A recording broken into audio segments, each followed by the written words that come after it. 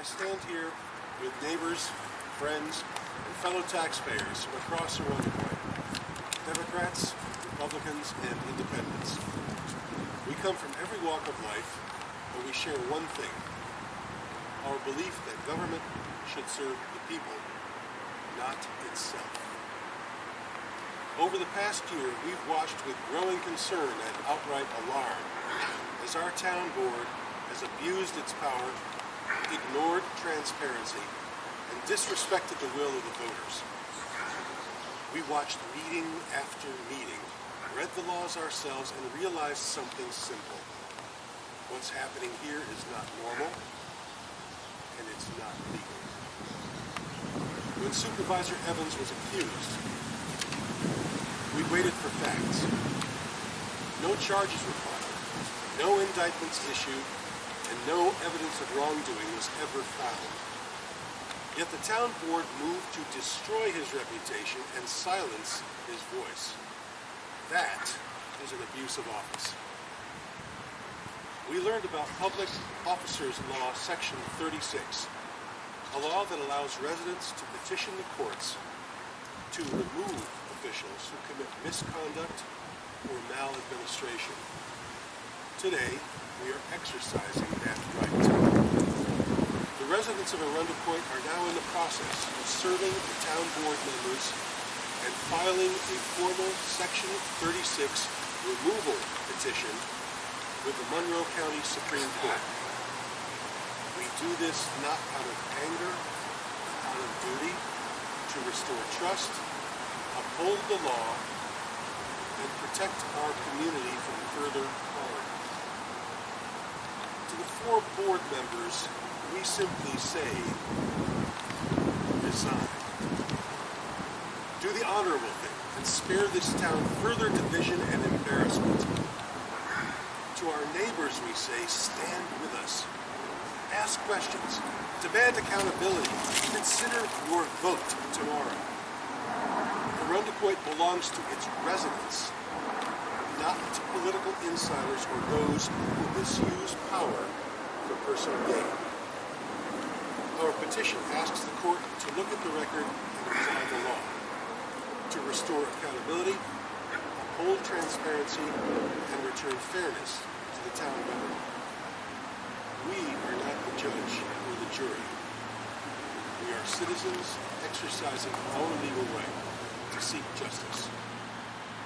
May truth and integrity prevail in our town. Thank you. I got a question. How come I'm just hearing about Peter Wiener's company he works for got no bid contracts to build some of this stuff? We can't really address any of the points that might be brought up such as that because the folks involved on the board have not yet been served, and Isn't it a crime? I mean... Well, ostensibly that would be up for a judge to decide, but you will be able to find out all these things. The press will have available the filing after it's been filed with the court, but first served on the parties. So I can't answer your question directly today. When do you expect to file? Immediately might be too specific a word, but I have no doubt that it will be today or tomorrow. Can you go into any of the claims that you're making in this lawsuit? I can't. It's kind of vague at this point. I'm not at liberty to, because obviously one shouldn't do that until the parties involved have been served and the case has been filed with the court. Once that's been done, and it's a matter of public record, and you and the press will be able to get to it, go through it, and make public everything that's in there. Was there a purpose to hold this gathering? You mentioned too, just for citizens to exercise their vote tomorrow, but is there a specific reason why you're hosting this ahead of the filing and the day before Election Day? It was just the time when things were coming together. No specific timeline. Just we've been getting together for a while now, and we said let's do this. Everything coalesced at a certain time, and that's why we're here now.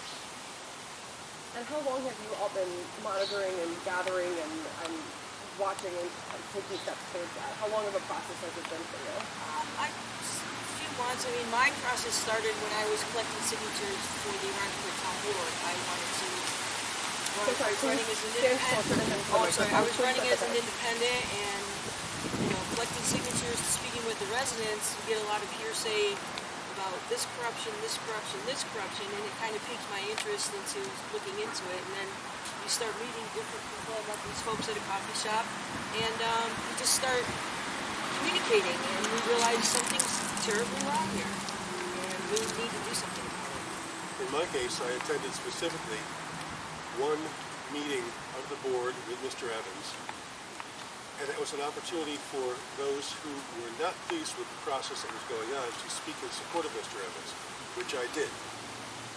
And some of the behaviors of the board members at the meeting were surprising to me, and that's when I started talking to other people and decided that this was something that citizens had to take action on, because it wasn't going to happen otherwise. Is this whole group like in support of Andre Evans, or is this, you know, This is this is- something totally separate?